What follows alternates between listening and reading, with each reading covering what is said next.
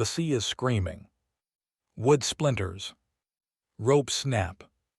Someone is shouting, but the wind swallows his voice. A shadow moves across the water. Then another. Then 10. Oars strike the waves in perfect rhythm. Vast. Silent. Relentless. A horn sounds too late. Steel flashes in the dark. A body hits the deck. Another disappears over the side without a sound. The ship is surrounded now. No banners. No warning. Just eyes watching from low, narrow holes that cut the water like knives. The men on deck freeze. They've trained for war. They've faced storms. They've crossed hostile seas. But this is different. These attackers don't shout. They don't boast. They move with practiced calm, as if they've done this 1,000 times before. A captain reaches for command. An arrow takes his words out of the air. Fire spreads. Smoke blinds. The sea reflects flickering light, then darkness again. And suddenly silence. No cheers. No pursuit. Just empty water where a ship used to be. By morning, nothing remains. No survivors. No wreckage. No answers. Only rumors drifting from port to port. Stories of a people who strike without warning. Who vanish into cliffs and coves no map can tame. Rome hears these stories and laughs at first. Then the laughter stops. Because this keeps happening. Again. And again. And again. And somewhere along the coast, an empire is watching the sea. Wondering how an enemy with no crown, no capital, and no mercy could make the greatest power on earth afraid to sail its own waters. Who were these people? And why couldn't Rome destroy them? By the late 3rd century BCE, the Mediterranean was no longer a collection of scattered waters. It was becoming Rome's highway.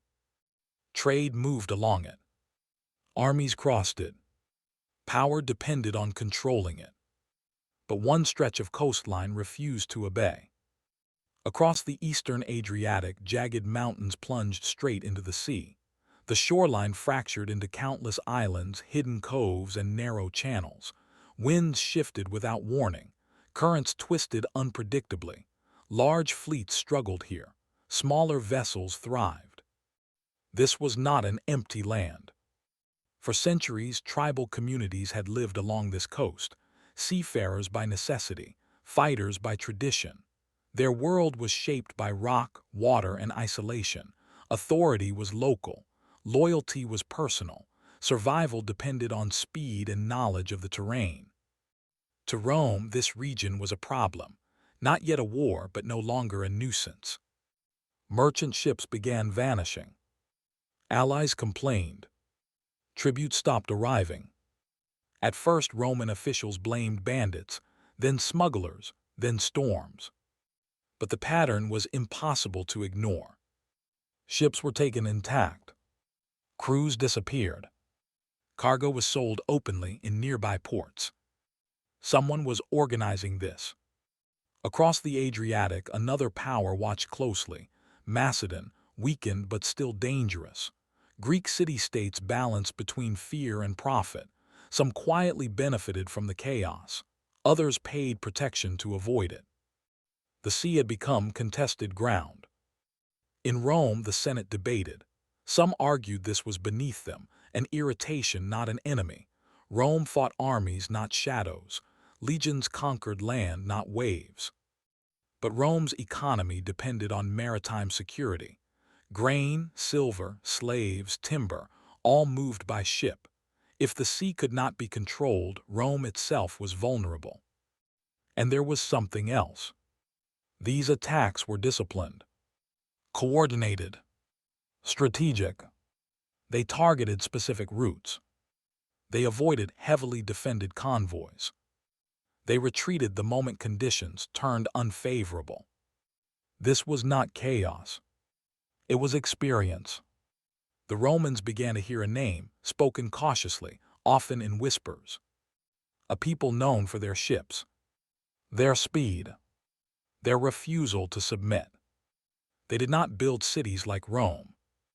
They did not fight in legions. They did not meet enemies on open fields. They struck from the margins and vanished. As Roman patrols increased, the sea grew quieter. Too quiet. Sailors spoke of watching cliffs at night, sensing movement they couldn't see. Of oars heard but never spotted. Of harbors that felt watched. Rome was used to enemies who challenged its borders. This enemy challenged its control. And that was far more dangerous. They did not call themselves pirates. They were Illyrians. Not a single nation, but many tribes bound by shared customs and the sea.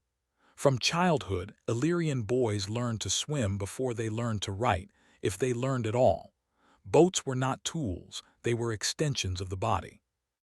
Their ships were light, narrow, built for speed. One sail, many oars. Perfect for sudden strikes and fast escapes. Training was constant, not formal, not written, passed from father to son, captain to crew, every inlet memorized, every current known, every hiding place tested. Discipline existed, but it was different from Rome's. An Illyrian crew followed a leader because he had proven himself. Not elected, not appointed, proven. Failure meant abandonment, cowardice meant exile or worse. Daily life was harsh, fishing at dawn, repairs by midday, drills by sunset. Nights spent listening to waves, to wine, to rumors carried by passing traders. They did not fear Rome. They studied it. They knew Roman ships were heavier, slower to turn, vulnerable in narrow waters. They knew Roman commanders relied on formation and command signals. Cut the signal and confusion followed. They also knew restraint. They avoided unnecessary bloodshed. Killing brought retaliation. Fear brought profit. A seized ship could feed a village for months. Ransoms funded weapons. Cargo built influence. This was an economy of survival. Among them were veterans, men who had fought Greeks, Macedonians, rival tribes. Some bore scars from Roman steel already. None expected mercy from an empire. Rules were strict. No attack without consensus. No pursuit into open sea. No fighting on unfavorable terms. Break the rules, and you endangered everyone. Emotionally, they lived in a state of readiness. Not rage, not panic, focus. Every sail on the horizon was evaluated. Every unfamiliar ship was a question. At night, stories were told, not of glory but of loss, of villages burned by foreign armies, of leaders taken in chains, of what happened to those who trusted empires. They believed survival required resistance. And yet even among them there was unease.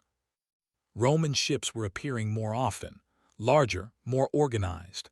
Allies once friendly were becoming distant, ports were closing. Something was changing. The Illyrians felt it in the air, in the sea's silence, in the way the horizon looked, watched. But they continued, because stopping meant submission, and submission meant disappearance. The first warning is not violence. It is absence. Routes that once pulsed with movement begin to thin. Merchant sails that should appear at dawn do not arrive. Harbors wake later than usual. Nets are hauled in half-empty. Men scan the horizon longer before speaking. No one announces fear. It simply settles in. Signals old, trusted signals fail. Smoke from agreed cliffs rises too early or too late. Torch patterns are answered with nothing. Messengers return having delivered words that were never acknowledged. The sea, once alive with noise, grows unnaturally quiet. Illyrian crews notice the change immediately. They are raised to read water the way others read roads. Something has shifted. The rhythm is wrong. Then come the ships. Roman hulls appear farther north than expected. They linger at the edges of channels, drifting without purpose as if lost. But they are not lost. Their sails are adjusted too precisely. Their oars rest too evenly. Scouts report vessels anchored where no one anchors, near cliff shadows, near narrow exits, places only locals once dared to linger. And still, there is no confrontation. That is what troubles the veterans most. Rome does not usually wait. Fishermen begin telling stories of seeing reflections on the water that do not match the sky, of hearing oars at night, counting them, then realizing the sound never comes closer or farther away. Some swear the cliffs are being watched. On land, strangers appear, traders asking too many questions, men measuring coves under the pretense of rest. Coin passes easily in ports that once relied on barter. Illyrian leaders call meetings. Voices are low, disagreements sharper than usual. Some argue this is nothing, posturing, intimidation. Rome testing boundaries, hopping fear will do the work of legions. Others disagree. They point to patterns. Roman ships are no longer traveling alone. They change formation mid-sail, practicing maneuvers that make no sense for open water, but perfect sense for narrow channels. They retreat when approached, not in panic but in deliberate arcs. Someone is studying the sea the way Illyrians do. Then a crew goes missing. Not defeated, not chased ashore, simply gone. They had sailed a familiar route. Weather was calm, no distress signals, no debris washes up. Days pass, then weeks. No ransom demand comes. That is unheard of. Another crew vanishes soon after, different route, same silence. Now fear has a shape. Crews begin altering schedules, sailing only at certain tides, hugging coastlines more tightly, posting extra lookouts even in safe waters. At night, conversations stop mid-sentence when a sound carries too far across the water. The warning signs multiply. A Roman trireme enters a cove it should not fit into and does, modified, lighter, stripped of unnecessary weight.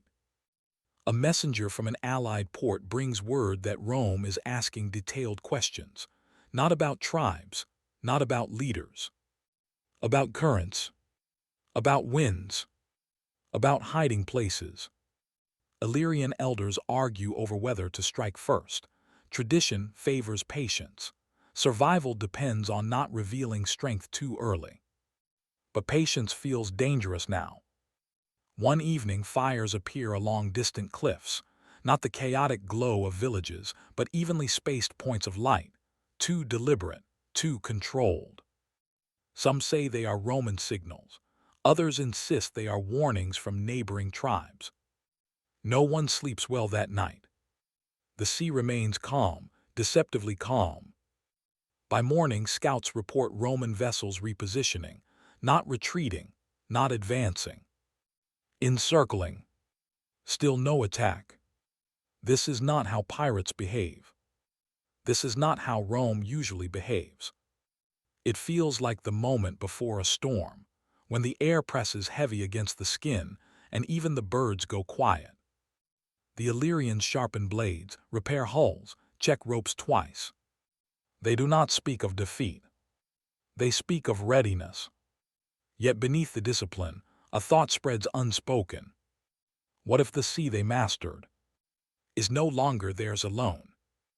And if Rome has learned how to wait, what exactly is it waiting for? It begins without a signal. No horn, no shout, no warning cry carried on the wind. Dawn breaks pale and cold. A thin mist lies low on the water, clinging to hulls, swallowing distance.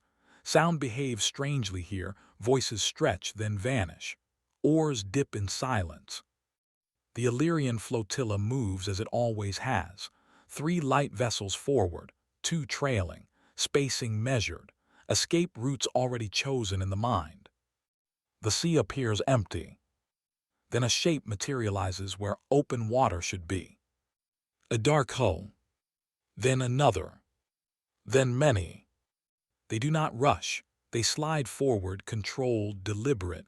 Roman ships, but not the kind Illyrians know. These sit lower in the water. Their lines are stripped, their profiles narrow. Someone shouts a warning. The mist swallows it.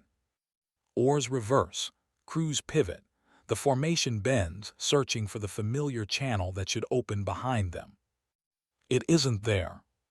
A second wall of ships emerges from the haze, perfectly timed, closing the escape like a door. Orders are shouted now, sharp, urgent. Blades are drawn, oars pound water in frantic bursts. Too late. The first impact is wood on wood, a jolt that rattles teeth. Hooks bite into rails, ropes fly across decks and snap tight. The soundscape fractures. Splintering planks. Metal scraping metal. Men shouting names that cannot be answered. An Illyrian captain tries to rally his crew. He steps forward, and the deck lurches violently as another Roman hull slams alongside. He disappears from view in the chaos. Smoke blooms suddenly, not thick choking smoke, but enough to blur outlines, to turn shapes into guesses. Confusion spreads. Signals fail, flags are useless in the mist, whistles vanish into nothing. Each boat is suddenly alone. On one vessel, an Illyrian crew manages to break free. Oars bite hard. The boat surges forward and runs straight into a net. Weighted heavy, thrown from the water ahead. Oars tangle, momentum dies. Panic flashes across faces that have never known it. Roman soldiers appear at the rails, not screaming, not charging wildly. Steady. Methodical. Elsewhere, an Illyrian fighter leaps across a gap, blade raised. He lands, strikes once, twice, then stumbles as the deck shifts under unfamiliar movement. Roman ships are rotating in coordinated arcs, turning the entire space into a moving trap. From the cliffs, a horn sounds. Deep. Measured. Not a signal of attack, but confirmation. The Illyrians realize then, this is not an ambush. It is a closure. The sea itself has been sectioned, every exit anticipated, every current exploited. Some crews choose the water. They cut lines and dive overboard, trusting instinct over steel. A few vanish beneath the surface and are never seen again. Others are overwhelmed not by force but by control. Nets pin arms, blades are knocked aside, helmets close in from every direction. There is shouting now, but it fades quickly. Roman commands are short, efficient, repeated calmly. No celebration. No taunts. Only work. One by one, Illyrian vessels are secured, oars removed, sails cut loose and allowed to drift. Ships rendered harmless without being destroyed. Then, as abruptly as it began, the noise ebbs. The mist thins, the sun climbs higher, the water settles into gentle movement as if nothing violent has occurred. The Roman ships begin to withdraw. Not in haste, not in triumph. Captured Illyrians are moved below deck, some wounded, some unmarked, all silent. Their faces show confusion more than fear. No executions take place on the water. No banners are raised. The flotilla disperses with unsettling precision. Ships peel away in different directions, leaving behind floating debris, but no bodies. By midday, the sea is empty again. Later, fishermen find fragments, a broken oar, a length of rope, a shield drifting face down. No wrecks. No blood slicks. No answers. By nightfall, word spreads along the coast.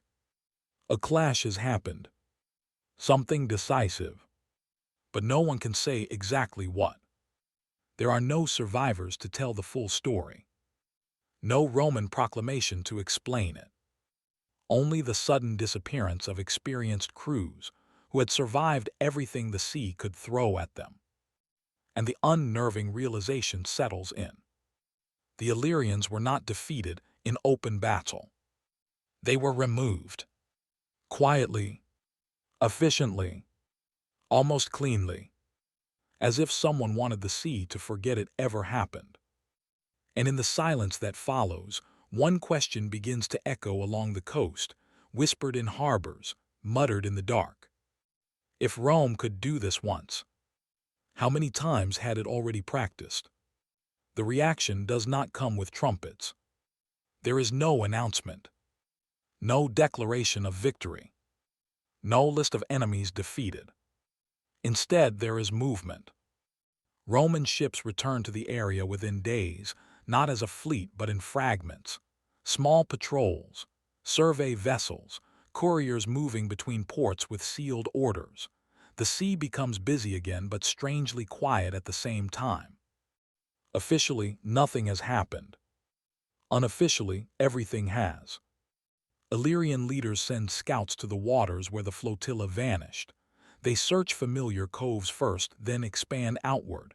They look for wreckage, for bodies, for signs of a desperate last stand. They find almost nothing.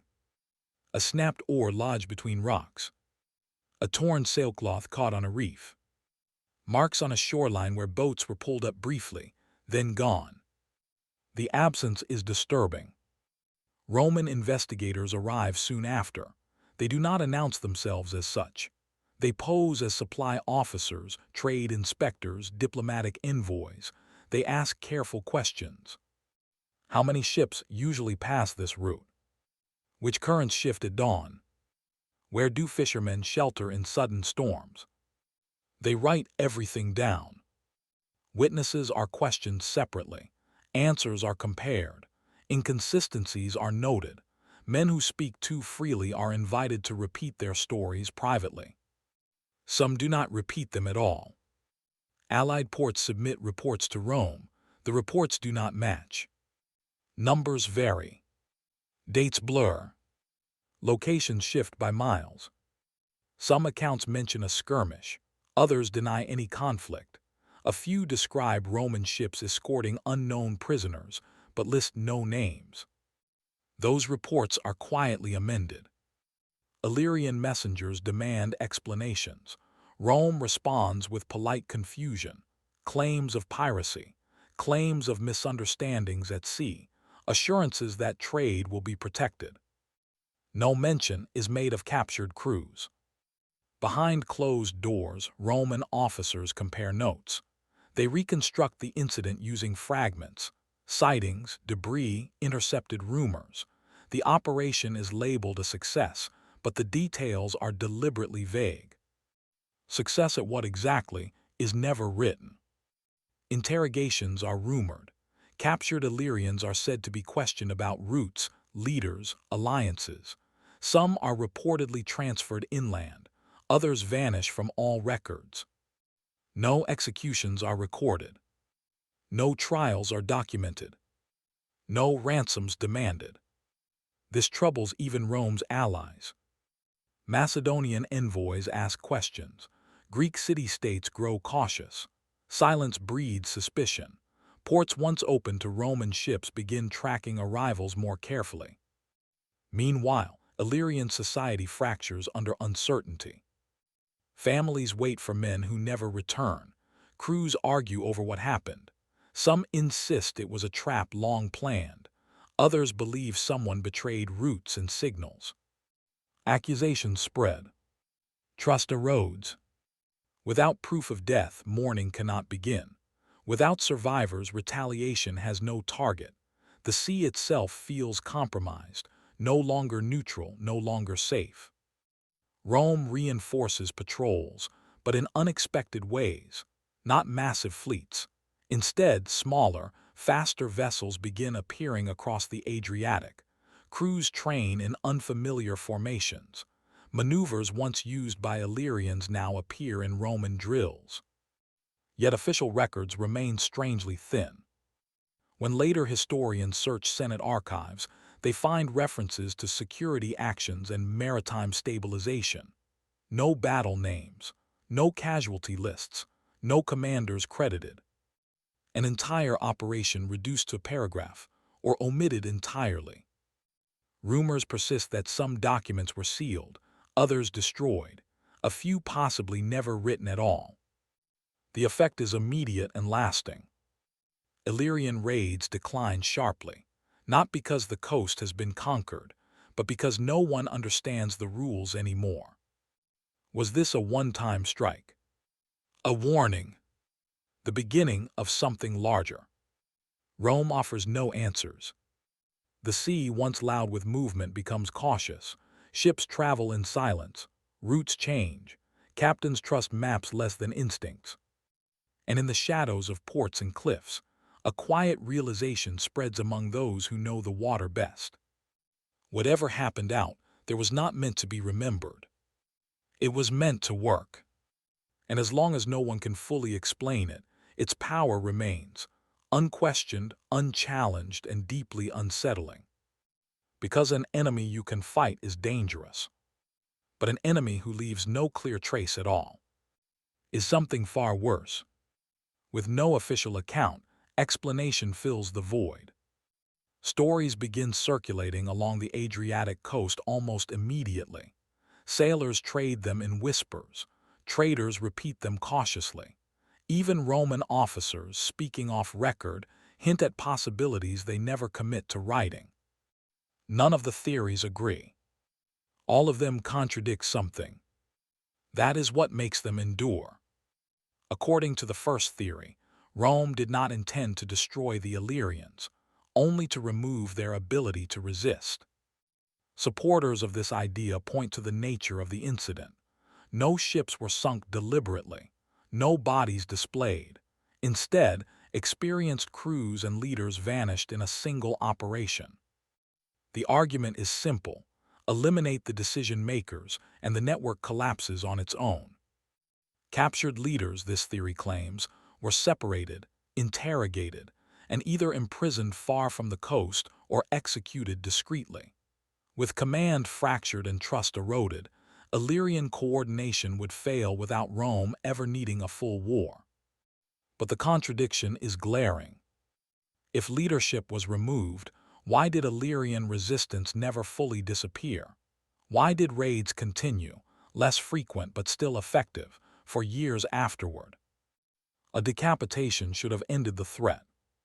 It did not. Another theory suggests something more unsettling.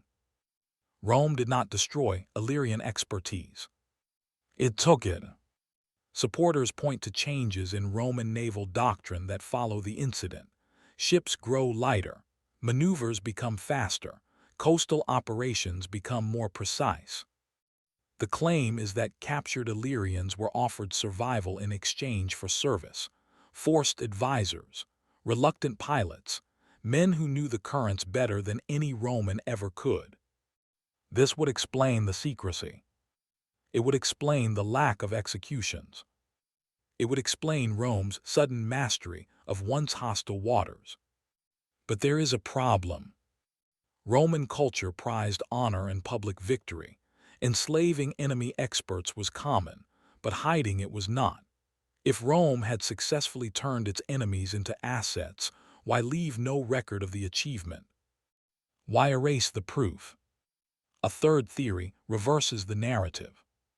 The operation, it claims, went wrong. Something unexpected happened during or after the incident, mutiny, escape, or mass death, that left Rome with an outcome too damaging to acknowledge. Perhaps prisoners died in transit. Perhaps an uprising occurred below deck. Perhaps a storm finished what the battle began. The result, no prisoners to parade, no victory to claim, only silence. This theory explains the missing records and inconsistent reports. It explains the sudden reluctance to speak of the event at all. But it raises a deeper question. If Rome suffered a failure significant enough to erase, why did Illyrian activity decline afterward? Fear usually follows success, not disaster. The final theory is the most disturbing and the least provable. It suggests the incident was not meant to be understood at all. Rome did not seek victory, absorption, or even annihilation. It sought demonstration. A single, overwhelming operation designed to be partially witnessed, poorly explained, and impossible to verify. Enough survivors on the edges to spread fear, but no clear narrative to resist. In this view, the disappearance was the message. Fight us, and you may not die gloriously. You may simply vanish. No monuments, no memory, no record. This would explain why Rome allowed rumors to circulate without correction, why it neither claimed credit nor denied involvement. But the contradiction remains. Empires rely on clarity. Fear fades without reinforcement. And yet, decades later, the silence around this event still feels deliberate. In the end, every theory collapses under its own weight. Records contradict each other. Witnesses disappear from history. Official accounts stop mid-sentence. What remains is not an answer, but a pattern. Something happened that Rome did not want explained. Something effective enough to change the balance of power. Something ambiguous enough to avoid open war. And until the missing records resurface, if they ever do, the truth remains locked somewhere between rumor and erasure. Hidden not by time alone, but by choice. History moves on, indifferent to whispers and disappearances. Trade routes reopen, harbors bustle with merchants, Roman maps are redrawn, legends fade, yet the Adriatic still hides what happened and what was lost. The Illyrians themselves do not vanish entirely. Their boats continue to glide through hidden channels. Their knowledge of the coast, their uncanny timing, their understanding of tides and currents, these do not die with the missing crews. Every future raid, every sudden strike, carries echoes of those who disappeared that misty morning. Rome declared the seas secure, but safety was an illusion.